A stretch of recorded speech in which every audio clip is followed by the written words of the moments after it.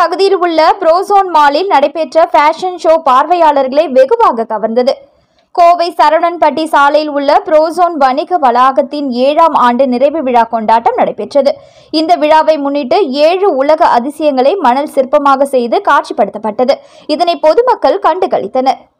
மேலும் fashion of tea என்ற பெயரில் நடைபெற்ற ஃபேஷன் ஷோவில் கலந்து கொண்ட மாடல்கள் விதவிதமான ஆடைகளை அணிந்து வந்து தங்களது திறமைகளை வெளிப்படுத்தினர். அதனைத் தொடர்ந்து கலை நிகழ்ச்சிகள் நடைபெற்றது. இந்நிகழ்ச்சிகள் பார்வையாளர்களை வெகுவாக கவர்ந்தது.